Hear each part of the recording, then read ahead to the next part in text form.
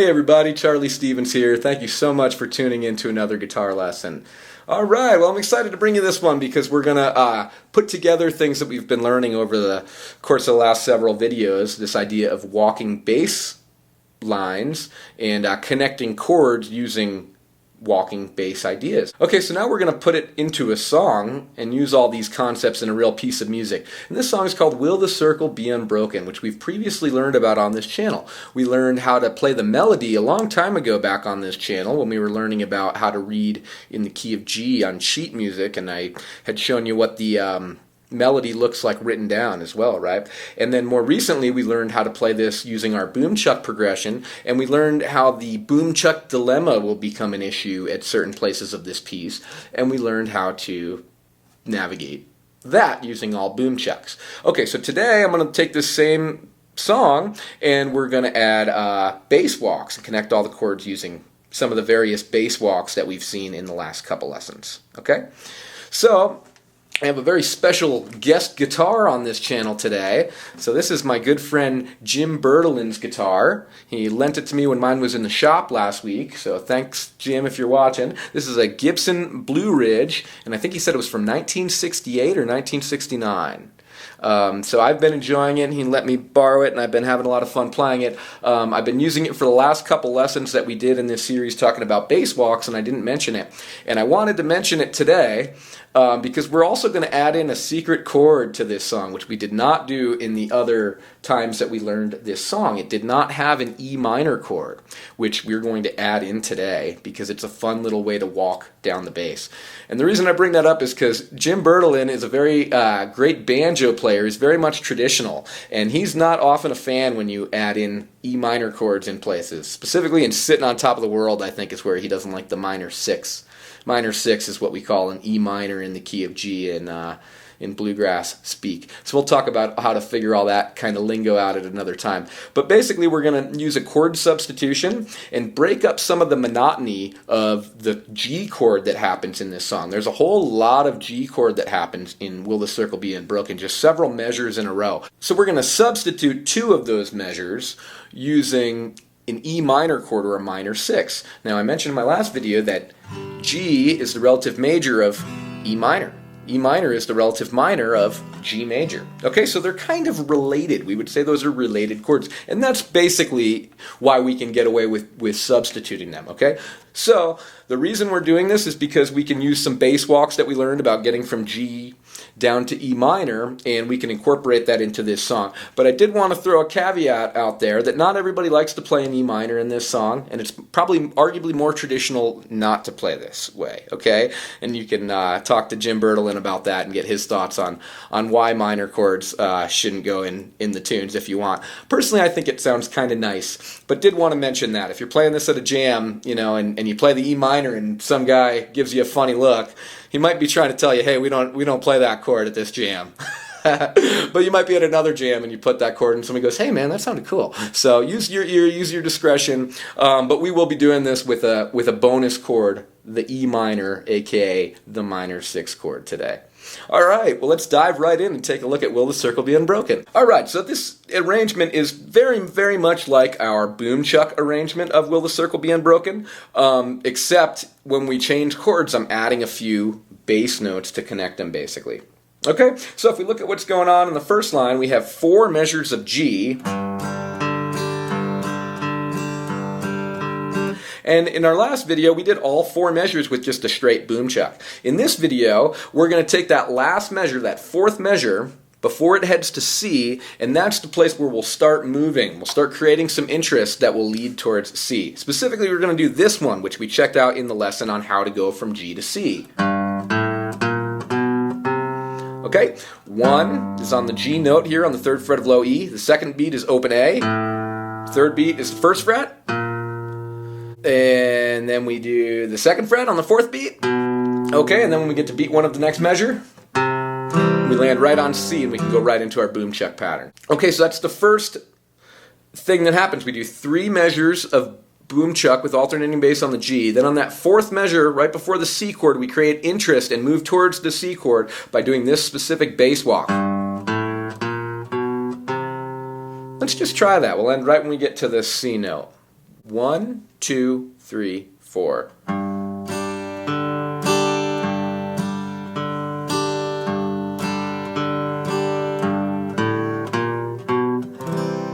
Okay, I did a whole strum there. Really, when we get to that C, we'll really start a boom chuck pattern there, right? But I just kind of wanted to chunk that so we could practice that. Does that make sense? We're boom chucking just like we did last time. Now we're connecting the chords just like we did in our other video to land on C. And right when we get there,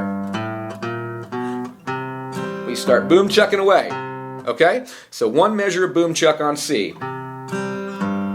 Now, this next measure, we're going to create interest on the way back to G. We only have 2 measures of C here, so the first one will boom chuck, the second one will start moving towards G, basically, okay? And I chose to do this one because I like that one, okay? So we'll do one measure of boom chuck C, and then we'll do this one.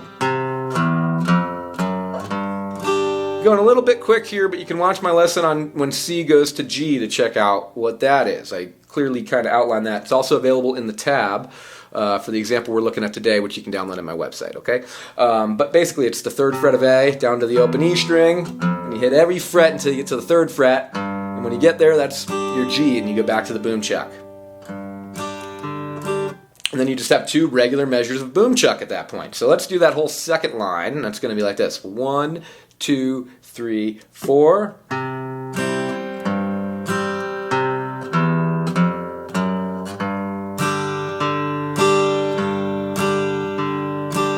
Okay, so there's 2 measures of G.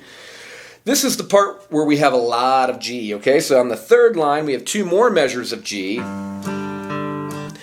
And in fact, if I didn't alter this, we would have 2 more measures of G. Okay, so it'd be 6 measures in a row. Instead, the way we're doing it is we're going to have 4 measures of G, 2 measures of E minor, and then we'll go back to G. So I guess there would have been 7 measures of G in a row if I didn't do this, which is kind of why I personally like to add this. Gives us a little variety, breaks up the monotony. Otherwise, it's a whole lot of G chord, which can be really cool sometimes and is a little bit more traditional. So I do want to point that out. If you're really going for that trad thing, you might not want to throw this in, but you know, it helps break it up a little bit. We don't have as much G in a row, and we get to kind of move around a little bit, okay?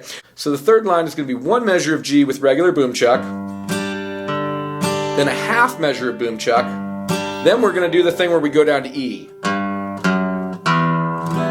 Please watch that lesson if you haven't seen that. We're connecting other chords in G major. That one of them was G down to E minor, okay? And that's just going to be 3rd fret on beat 3, 2nd fret on beat 4, and then we get to the measure of E minor, we'll play an open E string right on beat 1 of that measure, okay? And then we'll boom chuck there. 2 measures of boom chuck.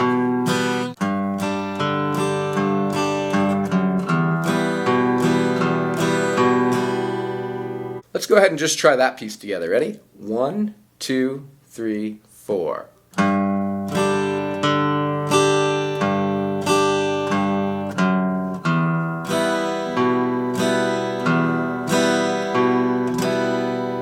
Okay, last line, the 4th and final line of music we have here is going to go back to the G chord for half a measure.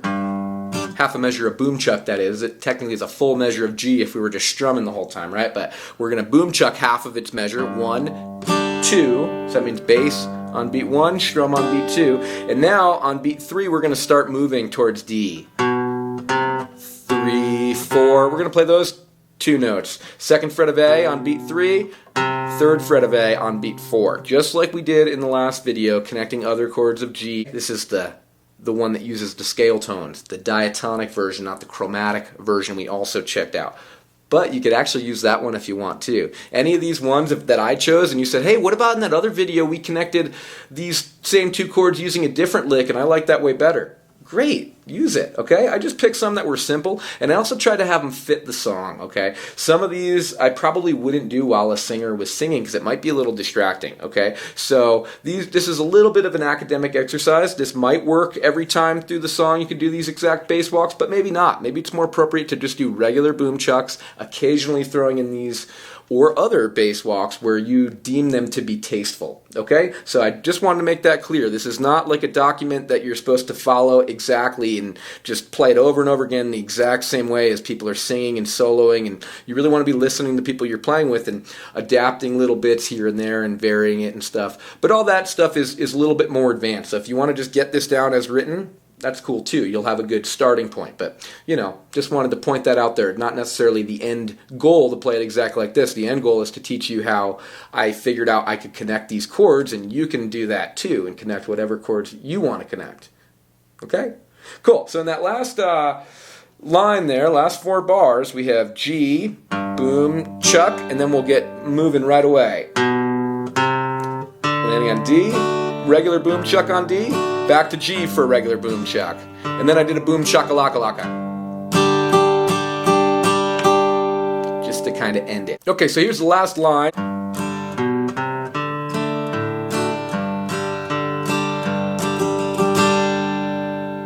Here it is slower. Let's try that together. 1, 2, 3, 4.